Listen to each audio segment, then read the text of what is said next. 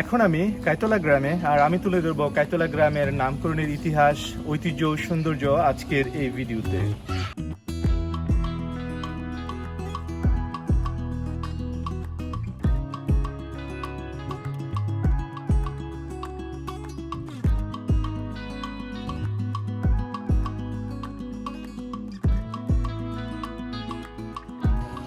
বাংলাদেশের সংস্কৃতির রাজধানী খ্যাত ব্রাহ্মণবাড়িয়া জেলার নবীনগর উপজেলার কাইতলা গ্রাম 20,000 লোকের বসতি বৃহত্তর কাইতলা গ্রামের গোড়াপত্তন হয়েছিল আজ থেকে প্রায় 450 বছর আগে। এই অঞ্চলটি ছিল 10 কিলোমিটার প্রশস্ত এক জলরাশি, যা কালিদাস সাগর বা কালিদাস সাগর নামে পরিচিত। ধারণা করা হয় 700 বছর আগে ত্রিপুরা রাজ্যের বর্তমান কুমিল্লায় প্রাকৃতিক দুর্যোগের ফলে পাহাড় দোষে কালিদাস সাগর সৃষ্টি হয়েছে, আর সেই কালিদাস সাগরের বুকে জেগে ওঠা ছোট ছোট চরগুলিতে একসময় জেলেদের আশ্রয়স্থল হিসেবে গড়ে ওঠে। এই চরগুলোর মধ্যেই কৈবর্ত নামে এক ধরনের জেলে সম্প্রদায়ের প্রথম বসতি গড়ে ওঠে, যা বর্তমান কাইতলা গ্রাম। এ হচ্ছে কাইতলা আলিমুদ্দিন জুবেদার অনার্স কলেজ, অর্থাৎ এই কলেজটি কিন্তু 1972 সালে প্রতিষ্ঠিত হয়েছে। অ্যাডভোকেট শামসুল আলম যেহেতু 1972 সালে তার মা বাবার নামে এই কলেজটি প্রতিষ্ঠা করেছে, অর্থাৎ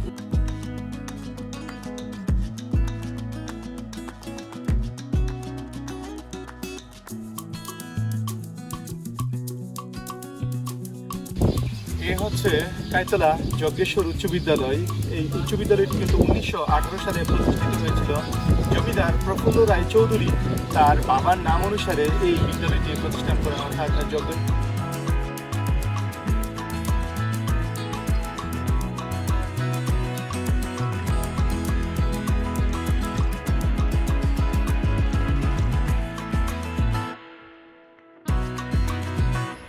পূর্ব বাংলার তথা ত্রিপুরা রাজ্যের জমিদারির ইতিহাস প্রমাণ করে ব্রিটিশ শাসন আমলে এটি সমগ্র ত্রিপুরা রাজ্যের মহারাজা বীর বিক্রম রাধাকিশোর মাণিক্য বাহাদুরের অধীনস্থ নূরনগর পরগনায় একটি পূর্ণাঙ্গ জমিদার বাড়ি।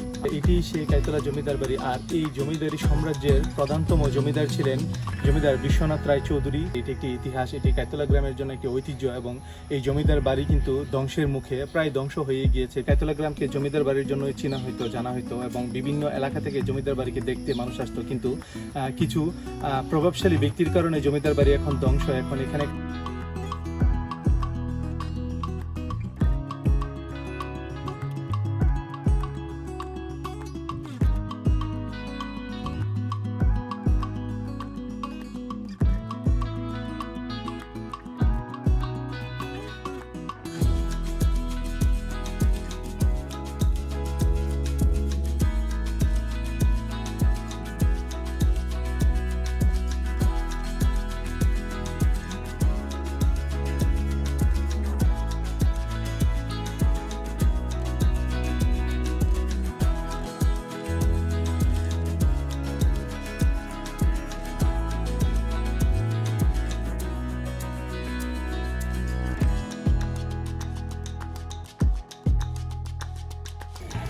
আমার পিছনে দেখতে পাচ্ছেন 20 নং কাইতলা দক্ষিণ ইউনিয়ন পরিষদ।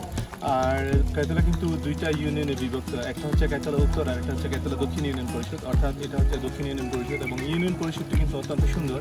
আমরা সকলেই জানি যে বর্তমান বাংলাদেশ ডিজিটাল বাংলাদেশ, এবং সেই ডিজিটালাইজেশনের এটা হচ্ছে একটা অন্যতম উদাহরণ। এই ইউনিয়নের অন্তর্ভুক্ত যতগুলো গ্রাম আছে, সকল গ্রামের মানুষ কিন্তু এখান থেকে বিভিন্ন ধরনের অনলাইন সুবিধা, বিভিন্ন ধরনের সেবা পেয়ে থাকে, এবং এখানে চেয়ারম্যান অফিস, এখানে চেয়ারম্যান বসে, এবং বিভিন্ন ধরনের কার্যক্রম কিন্তু এই ইউনিয়ন পরিষদকে কেন্দ্র করে হয়ে থাকে। কবি ও গবেষক ডক্টর FM শাহানুর হতে প্রণীত কাইতলা গ্রামের নামকরণের ইতিকথা থেকে জানা যায়, আজ থেকে প্রায় 300 বছর আগে কাইতলা নামের উদ্ভব। আকবর কাইবুইয়া এবং শমশের কাইবুইয়া, তারা দুই ভাই ছিলেন। তারা সম্ভবত ইরান থেকে এসে এদেশে বসতি স্থাপন করেন। তাদের অনেক সাহস ও অঢেল সম্পত্তি ছিল। ব্রিটিশ আমলে তাদের অত্যাধিক সম্পত্তি থাকায় তাদেরকে বুইয়া বংশে রূপান্তরিত করা হয়। জমিদারি প্রথার সময় তারা জমিদারদের কাছ থেকে খাজনা আদায় করত, যা তাদের অত্যাধিক সাহসিকতা ও বীরত্বের পরিচয় দেয়। ওনাদের নামে, অর্থাৎ আকবর কাইবুইয়া এবং শমশের কাইবুইয়ার কাই থেকেই কাইতলা নামের উদ্ভব। তাদের অসংখ্য তল্লাট ও তাল্লুক ছিল। কাইতলা গ্রামের পূর্ব থেকে চারগাছ পর্যন্ত এবং কাইতলা গ্রামের উত্তর থেকে সিনামাচি পর্যন্ত তাদের তল্লাট ছিল। কায়ের সাথে তল্লাট শব্দের অপভ্রংশ তলা যুক্ত হয়ে কাইতলা নাম হয়েছে বলে জানা যায়। আমার পিছনে দেখতে পাচ্ছেন ইনফুশাহ মাজার শরীফ। জানা যায় ইনফুসা শিক্ষকতার মাধ্যমে কর্মজীবনে প্রবেশ করেন।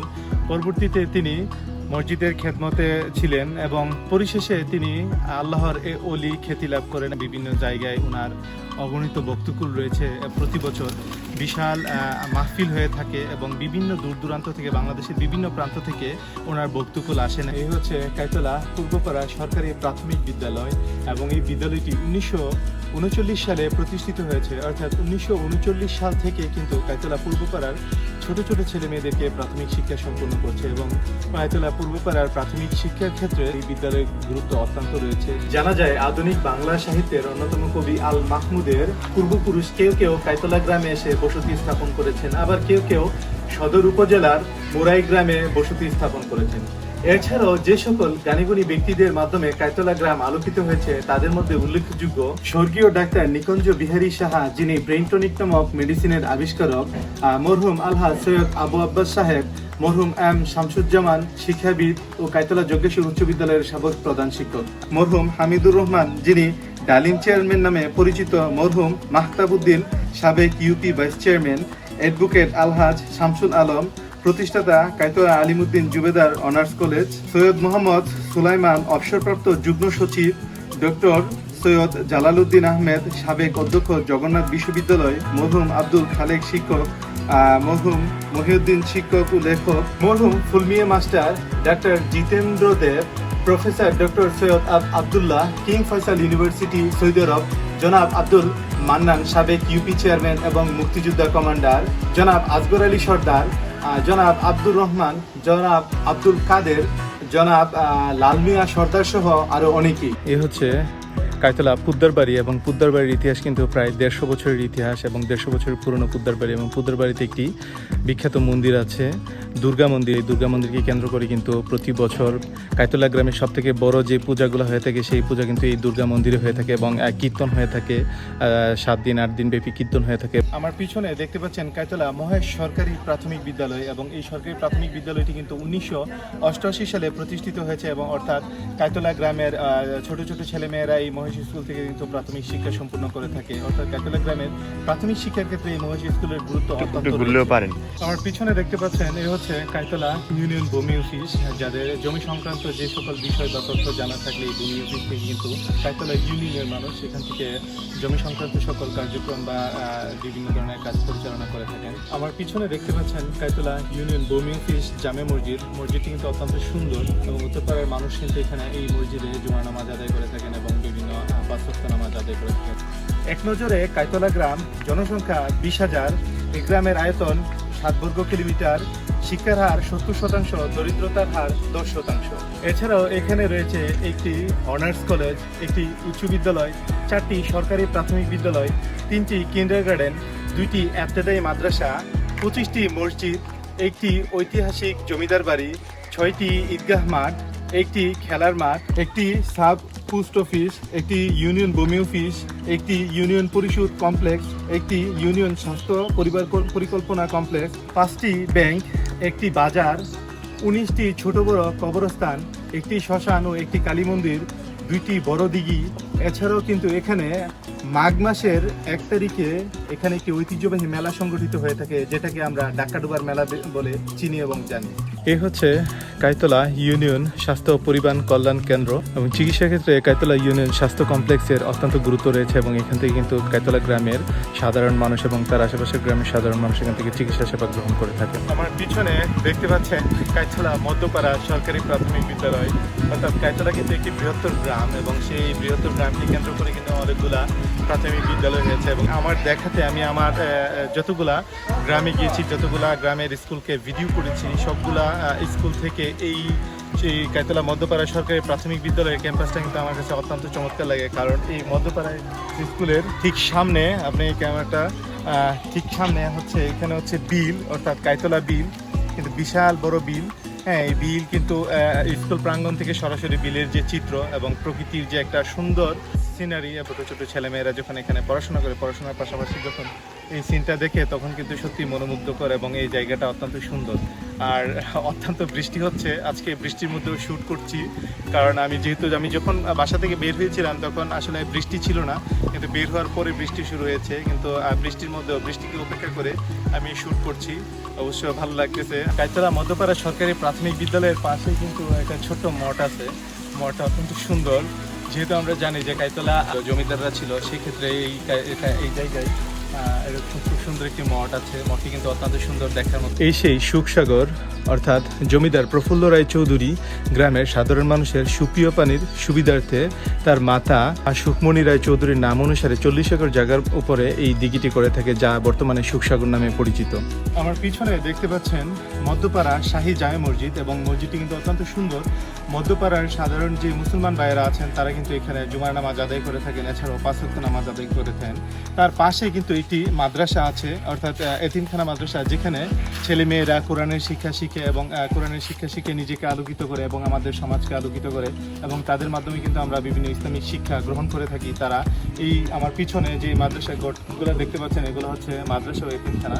এছাড়াও কিন্তু কাইতলা গ্রামে রয়েছে অসংখ্য ডাক্তার, ইঞ্জিনিয়ার এবং সরকারি বেসরকারি পর্যায়ে উচ্চ পদস্থ কর্মকর্তাবৃন্দু, এবং রয়েছে অসংখ্য ছেলে মেয়ে রয়েছে যারা দেশের নামকরা বিশ্ববিদ্যালয়ে, নামকরা মেডিকেল কলেজে পড়াশোনা করছেন, ইঞ্জিনিয়ারিং কলেজে পড়াশোনা করছেন। কেউ আছেন যে দেশের বাইরে দেশকে প্রতিনিধিত্ব করছেন, এবং এই গ্রামের বহু ভাই আছেন প্রবাসে, যারা প্রবাস থেকে রেমিটেন্স পাঠিয়ে বাংলাদেশের অর্থনীতিকে চাঙ্গা করছেন, মজবুত করছেন। এ হচ্ছে কাইতলা পশ্চিমপাড়া সরকারি প্রাথমিক বিদ্যালয়, অর্থাৎ কাইতলা পশ্চিমপাড়ার সকল ছোট ছোট ছেলে মেয়েদেরকে কিন্তু প্রাথমিক শিক্ষা এই বিদ্যালয় থেকে সম্পন্ন করে থাকে, এবং কাইতলা পশ্চিমপাড়ার ক্ষেত্রে এই প্রাথমিক বিদ্যালয়ের গুরুত্ব অত্যন্ত রয়েছে।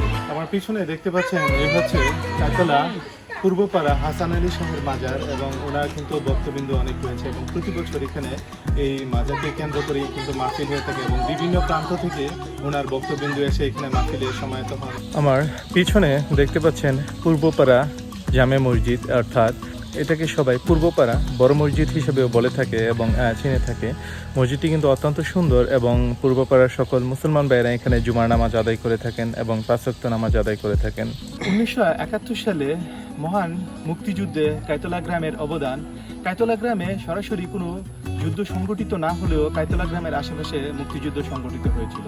এছাড়াও কাইতলা গ্রামে কিন্তু বহু মুক্তিযোদ্ধা আছেন, তার মধ্যে উল্লেখযোগ্য বীর মুক্তিযোদ্ধা মান্নান চেয়ারম্যান সাহেব, যিনি ইউনিয়ন কমান্ডার ছিলেন, সার্জেন্ট কাজী হাবিবুর রহমান, তিনি ভারতের চারপাড়া মুক্তিযোদ্ধা ট্রেনিং ক্যাম্পে বাঙালি মুক্তিযোদ্ধাদের প্রশিক্ষণ দিতেন। সৈয়দ আলী আকবর, যিনি কাইতলা গ্রামের মুক্তিযোদ্ধাদেরকে সশস্ত্র প্রশিক্ষণ দিতেন।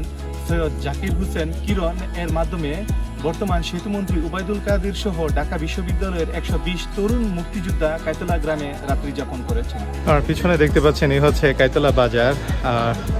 অসম্ভব বৃষ্টি হওয়ার কারণে বাজারের অবস্থা কিন্তু নাজেহাল, এবং কাইতলা বাজারকে কেন্দ্র করে কিন্তু আশেপাশে 4-5টা গ্রামের মানুষ এখান থেকে বাজার করে থাকে, এবং কাইতলা বাজারটি অত্যন্ত উন্নত একটি বাজার। এবং কাইতলা বাজার নিয়ে কিন্তু আমি এর আগে একটা ভিডিও করেছিলাম, সেটা হয়তো আমার পেজে দেখতে পারবেন। এখন দুপুর 1টা বাজে, সেই জন্য বাজার খালি, কিন্তু বাজার কিন্তু সকালবেলা অত্যন্ত সুন্দর জমে, এবং আজকে দুপুরবেলা বিদায় বাজার খালি, এবং বৃষ্টি হওয়াতে বাজারের অবস্থা এবং রাস্তাঘাটের অবস্থা খুবই জঘন্য।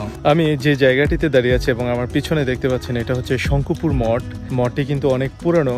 যেই গ্রামে অনেক উচ্চ বংশী এবং অনেক ধনী হিন্দু ফ্যামিলি থাকে, তাদেরকে কেন্দ্র করে কিন্তু একটি মঠ হয়ে থাকে, এবং কাইতলা গ্রামে যেহেতু অনেক জমিদার ছিল বা হিন্দু উচ্চ বংশীয় লোক ছিল, তাদের কেন্দ্রে হয়তো এই মঠটি হয়েছে, এবং মঠ প্রাঙ্গণটি কিন্তু অত্যন্ত সুন্দর। এইগুলা কিন্তু ইতিহাসের সাক্ষী, কালে সাক্ষী হয়ে দাঁড়িয়ে আছে।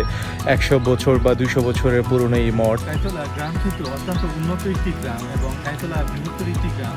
কাইতলা গ্রামে অসংখ্য রাস্তা আছে, কিন্তু রাস্তাঘাটগুলো আসলে তেমন উন্নত না। কাইতলা গ্রামের যারা প্রতিনিধিত্ব করেন এবং কাইতলা গ্রামকে যারা লিড দিয়ে থাকেন, তাদের প্রতি আমার অনুরোধ রইল যে কাইতলা গ্রামের রাস্তাঘাটগুলো একটু উন্নত করার জন্য। আজকে এই পর্যন্তই, আবার দেখা হবে অন্য কোনো গ্রাম থেকে বা অন্য কোনো বাজার থেকে। ভিডিওটি যদি ভালো লেগে থাকে তাহলে লাইক করুন, আর যদি এরকম আরও ভিডিও পেতে চান তাহলে আমার চ্যানেলটিকে সাবস্ক্রাইব করুন। যদি ভিডিওটি ফেসবুকে দেখতে চান তাহলে আমার ফেসবুক পেজটি ফলো করুন। ধন্যবাদ।